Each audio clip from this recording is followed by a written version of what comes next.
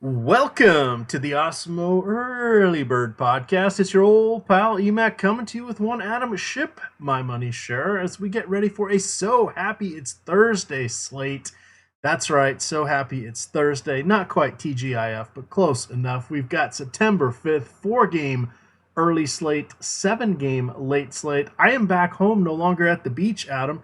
How's life in the Inner Harbor? It's going pretty well. I actually have a suite at the Orioles game tonight, so that'll be fun. Good Not times late. for you. What'd you say? I said good times for you. I didn't make the short list. Yeah, I guess not. check at the door to see if my list or my name's Right. on the list. if not, I'm sure they didn't sell out. All right, perfect.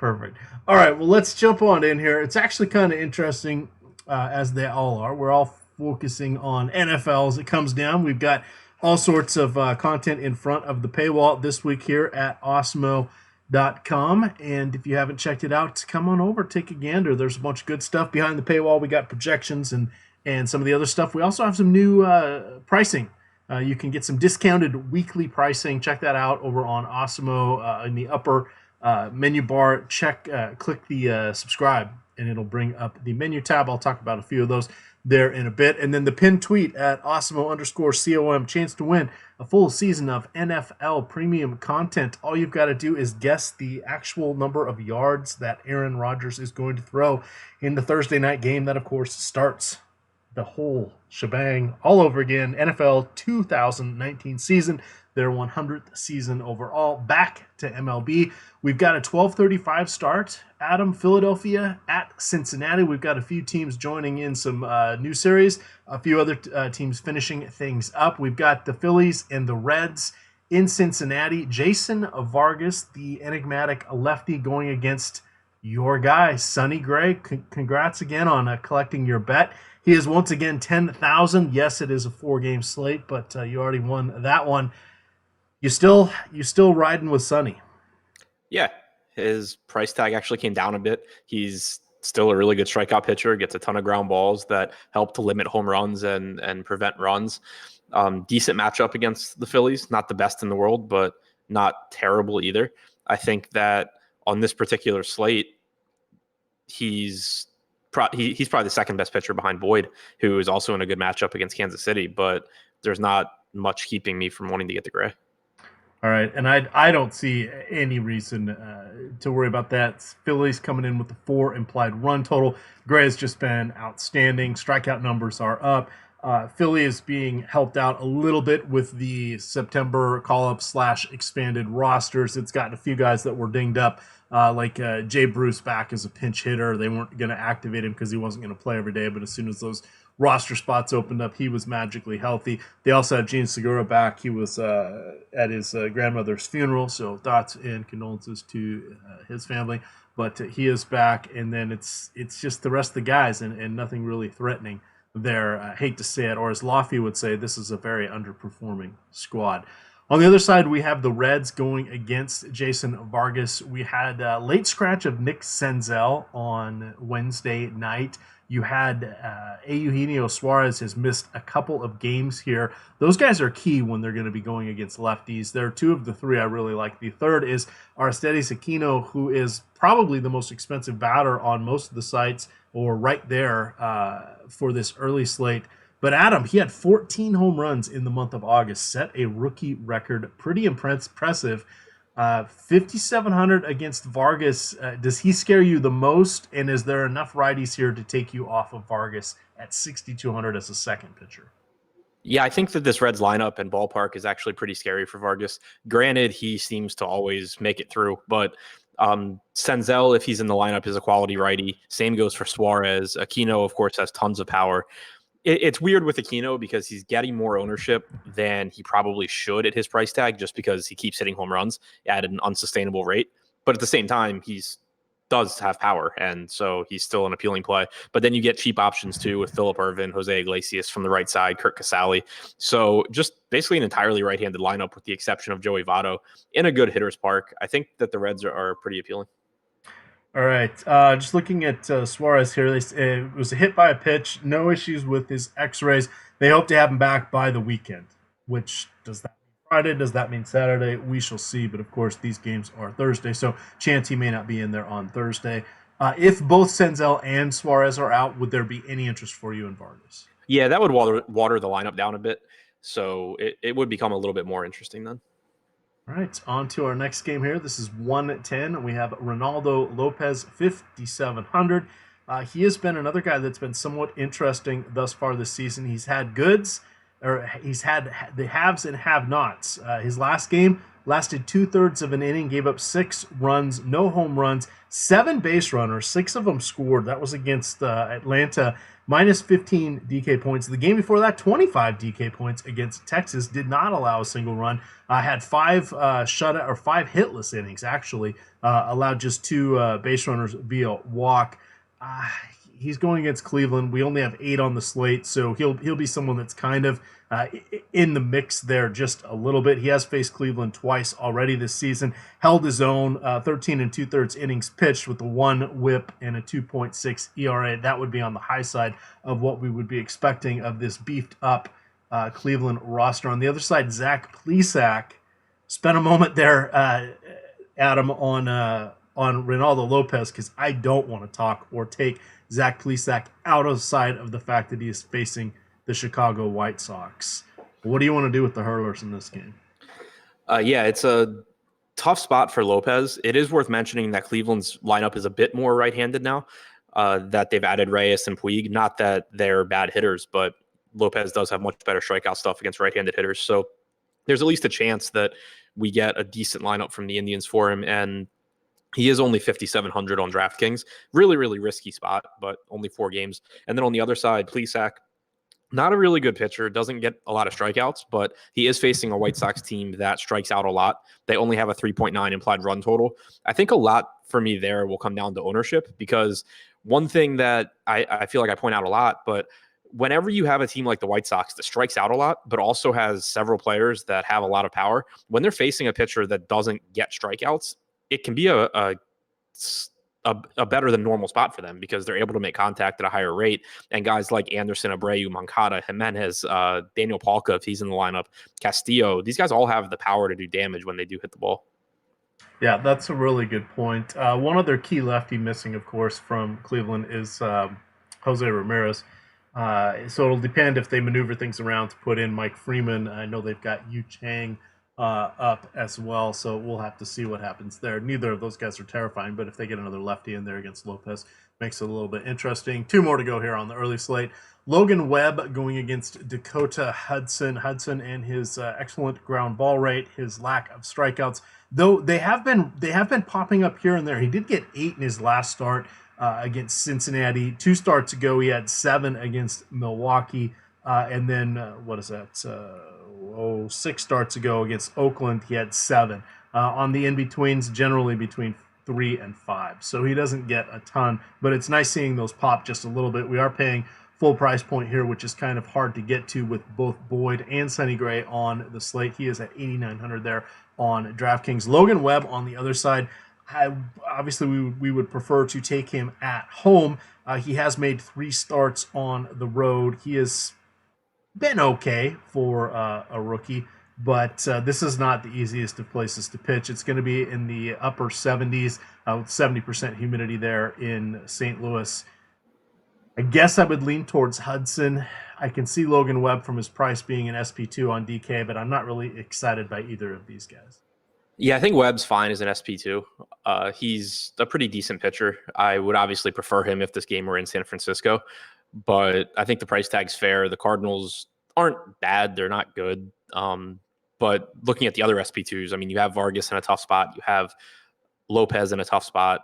You have Sparkman in a good spot, but he's Sparkman. So you don't have a ton of great SP2 options. All right. Speaking of Sparkman, Mr. 420, this will be the first time he gets to face Detroit on the season. He is all over the place. He had a complete game shutout against the White Sox. In his last game against Oakland, he allowed 7 earned runs, 10 base runners, 7 of them scored, 1 strikeout, 1 home run, negative fantasy points. He gets the good matchup against Detroit. On the other side, kind of hinted at Matt Boyd. He is someone that is one of Adam's favorites here. This will be the 5th time he is facing the Royals. The Royals are, shall we say, back to full strength. They do have Adalberto Mondesi back. That makes their lineup that much better. Bottom 3 guys, bottom 4 guys are still garbage, but at least the top 5 are legitimate major leaguers. Any final thoughts on this slate, Boyd or Sparkman?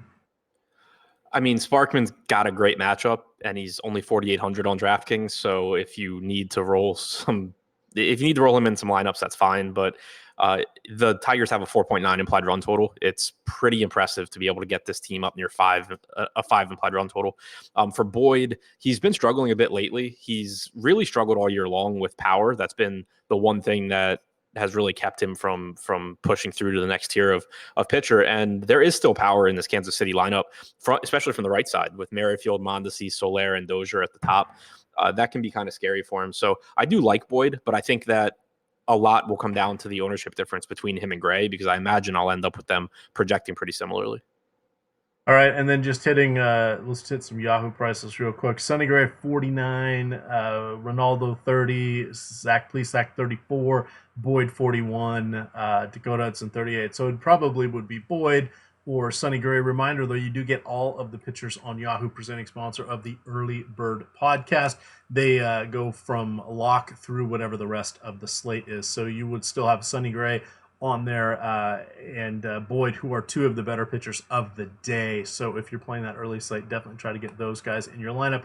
Otherwise, you're going to be looking at guys like Chris Bassett, John Means, Max Fried, etc. We're going to talk about them shortly on the late slate. And then one more reminder, definitely make sure if you're going to play baseball, get in the contest early.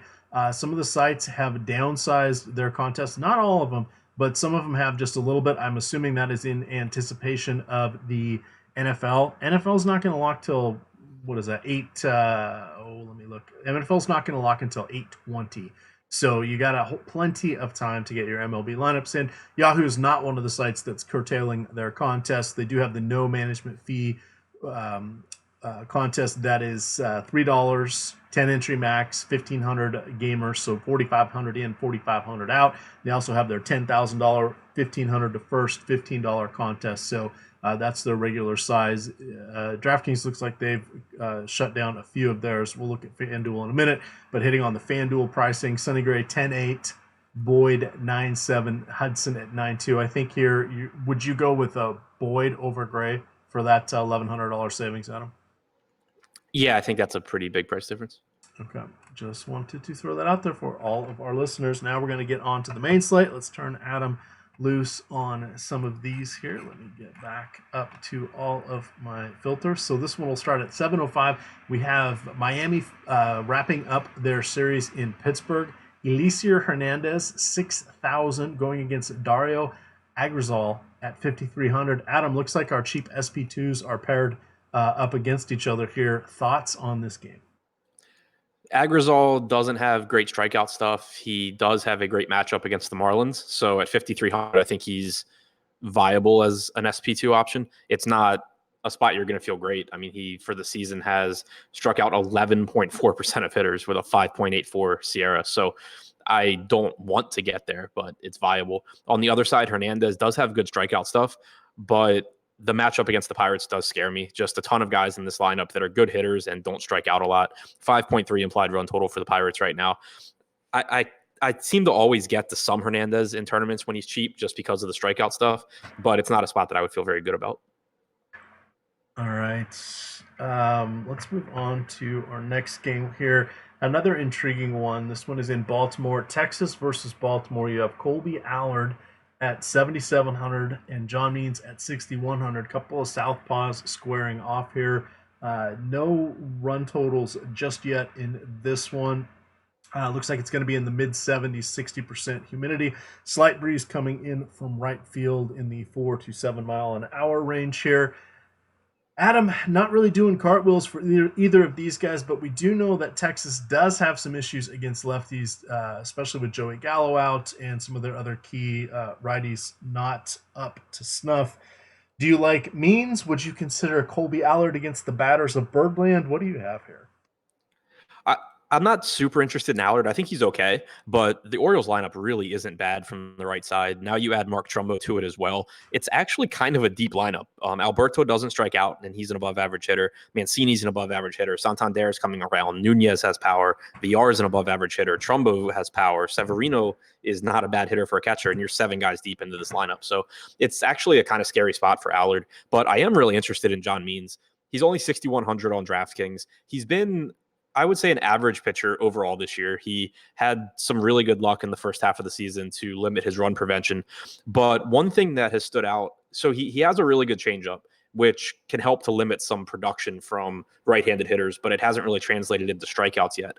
But against lefties, he does have good strikeout numbers this year. He's struck out 26.5% of left-handed hitters with a 263 expected WOBA. You look at the Rangers lineup, and Shin-Soo Choo left-handed, Calhoun left-handed, Odor left-handed, Guzman left-handed.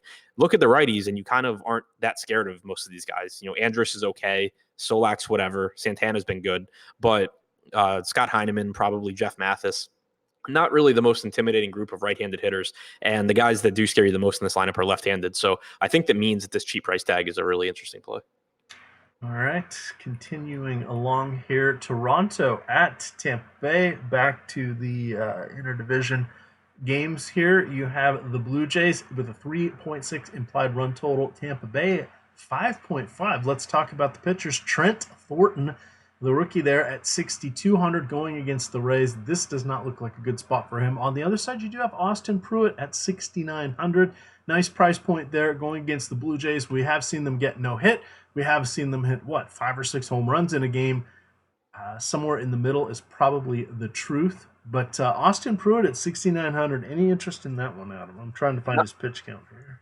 Yeah, not really. He's not very good. The matchup is okay. The park is good. It's really surprising to me that Toronto only has a 3.6 implied run total. Maybe my opinion on Pruitt will change throughout the day. If it does, it'll be very evident because I'm writing the deep dive and doing the deeper dive show tomorrow. But yeah, I don't know. He's just not that good, and I really don't think Toronto's lineup's that bad. So as of now, I'm not really interested.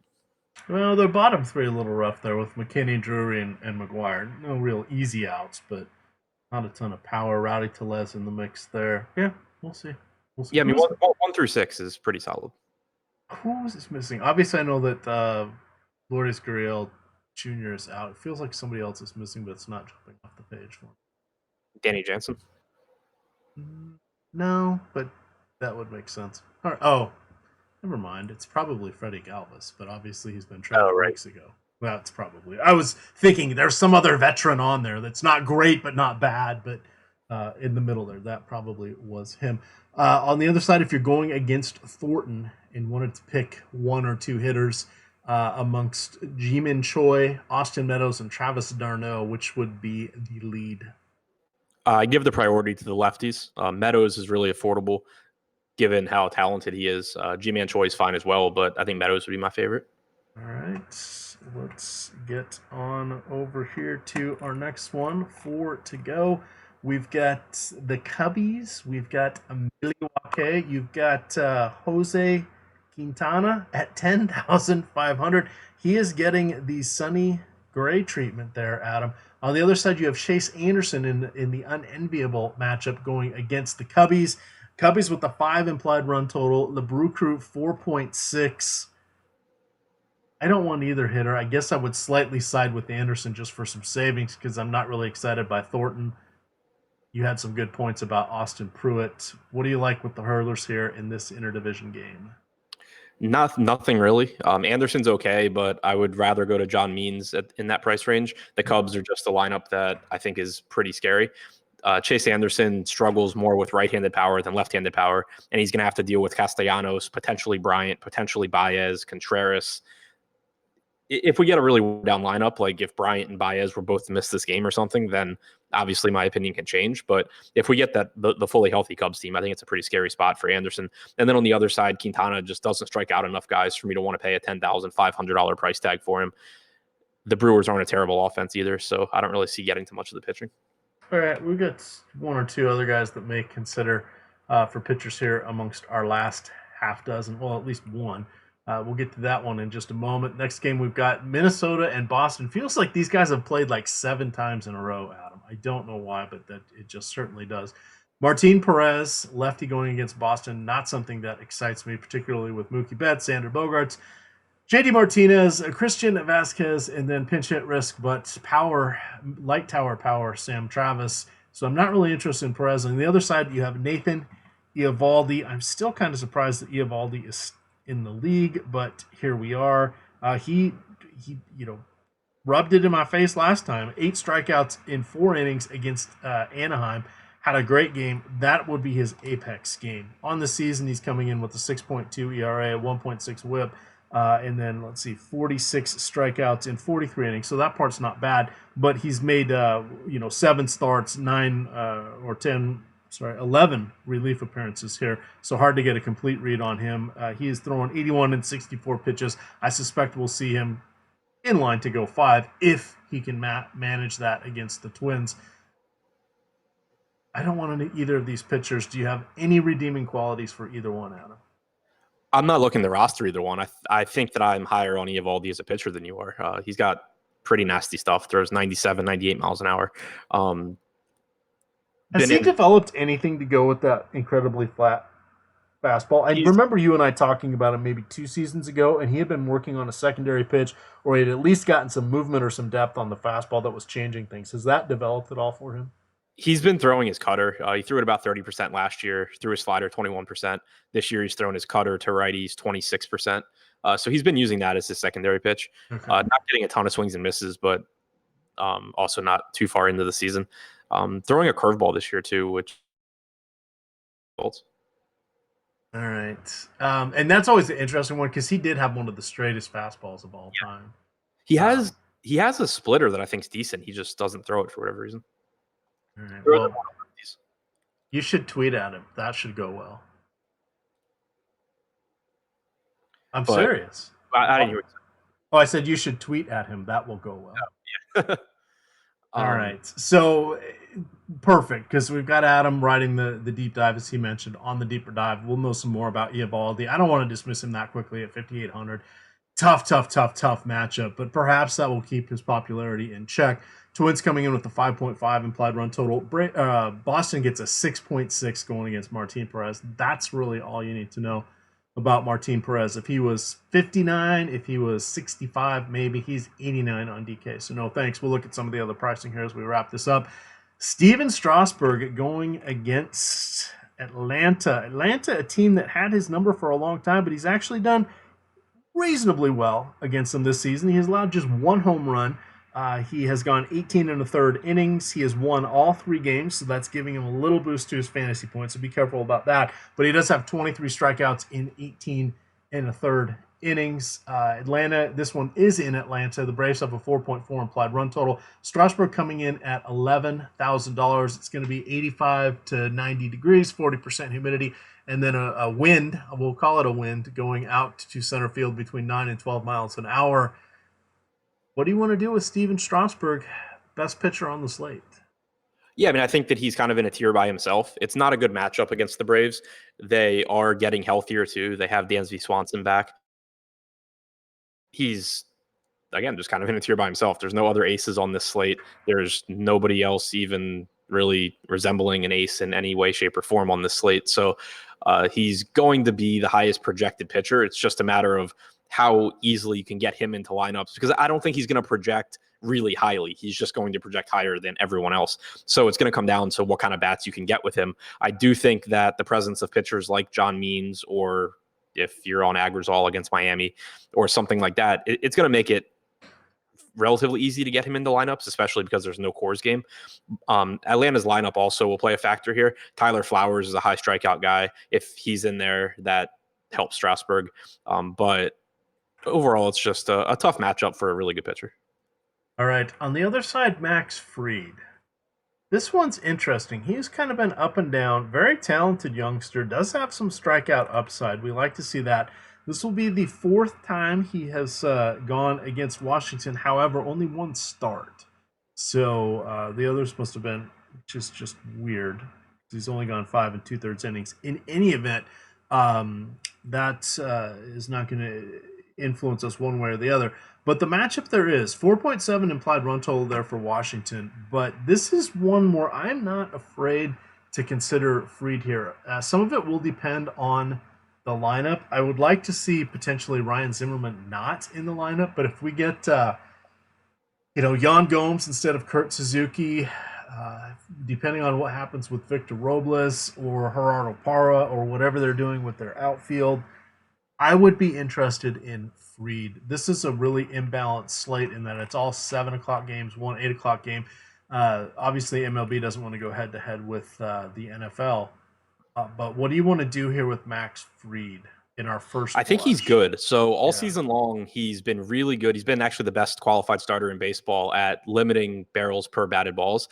He has really good stuff. He has one of the better curveballs in baseball. And at the beginning of the season, he was getting a reasonable number of strikeouts, but he cut back his walks and his strikeouts were down from where I expected them to be. Over the last couple of months, he's increased his slider usage and the strikeouts have gone up. So you still have him doing a really good job at limiting barrels, but he's getting more strikeouts, which obviously is really appealing for DFS. The problem is that this Nats lineup is really, really tough. Turner, Rendon, Soto, Kendrick, all low strikeout guys. Zimmerman is a tough matchup. Jan Gomes is an okay matchup, but if it's Kurt Suzuki, that's a really tough matchup. So I really like Fried as a pitcher. I just hate this matchup. I don't know, the Nationals, did you see their game against the Mets 2 nights ago or see the results? The Mets game? Yeah. Yeah. So Yeah. they gave up 5 in the ninth to go down 10-4, and they scored 7 in the bottom of the ninth, including a 3-run walk-off home run by Kurt Suzuki. Just absolutely pretty crazy wild. I don't. Their bullpen is so bad, but feels like team of destiny. Now, the interesting one about this series is this is kind of make or break. So this is like bigger picture, Adam. But I had just closed it down. Last time I checked, they were like 6.5 games behind Atlanta. That's going to be tough to make up. However, if they get a nice little run at Atlanta here in this series, it could give them a chance. If they get close, I think we might to see they're 7 games back. If they can gain some ground here, we might see a longer leash with Scherzer. If they don't, then it's my belief that we're going to see Scherzer for the rest of the season in that 90 to 100 pitch range because they're going to need him for the 1-game wild card play-in. And it's all going to, their Nats' entire season is going to come down to that. So, but if there's a chance they can catch Atlanta, I can see them giving him a little bit longer leash. Just to avoid using the bullpen. I don't know. I'm telling a little bit of a story there, but to me it seems like that's what could happen. But I wanted to mention that because I think people were putting in a little too much stock on Scherzer the other day that he'd go deeper and deeper and deeper. I really don't think he's going to. Knowing what this franchise did with Steven Strasburg the year they had the best shot at going to the World Series and they shut him down because they were worried he might end up getting Tommy John surgery. Well, he did the next year because but Strasburg was like 20. Yeah, no, but just saying oh, damn it. Go Nationals. They've never been to the World Series, Adam. Very sad. Very sad. Very, very amazing. The Mariners are the other team that has never been to the World Series. Yeah, you somehow picked worse teams than I did. I know. It's fantastic. Let me just say it's fantastic. Rooting for 2 teams, people say, oh, you're a front runner. No, I'm the exact opposite of a front runner. But let's finish up the slate here. Our last game of the night. Speaking of, we do have the Mariners in Houston. We've got Wade Miley, 9,900. But he's the other guy I was sort of considering here. Mariners have to get really lefty heavy because that's about all they have left on the shelf. You will probably see Murphy, Nola. That would be Austin Nola, Aaron's older brother, and then the middle infielder or outfielders that are righties that aren't very good that are call-ups. So they don't have that many righties going against Wade Miley. Wade Miley, interestingly enough, has allowed more than 4 earned runs once in his last 45 starts. Just throwing that out there. How do you feel about Wade Miley at that price point? A lot here will depend on the lineup. The price point is more expensive than his talent level, but in the context of this slate, it's not really that bad. Like, he's less expensive than Jose Quintana, which I think that he's comparable. He's the other pitchers around them are, Fried in a tough spot against Washington, Perez against the Red Sox, which you're just not going to. So it's not a crazy price tag for this slate. And kind of the same thing with Miley, as we talked about with John Means.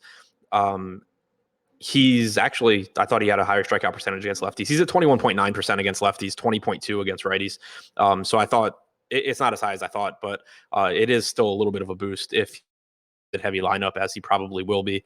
3.7 implied run total for the Mariners. Again, it's just he's not going to project really well for his salary, but he'll probably project as one of the highest scoring pitchers on the slate just because there's a lack of options.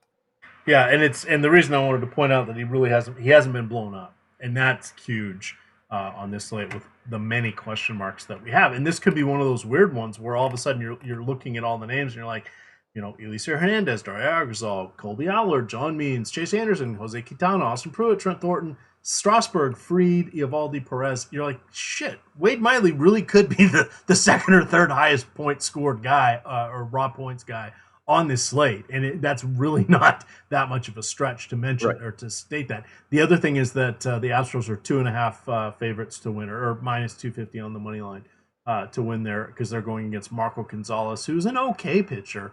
But Houston is like the best team in almost every category against lefties, right there with Boston and with Arizona.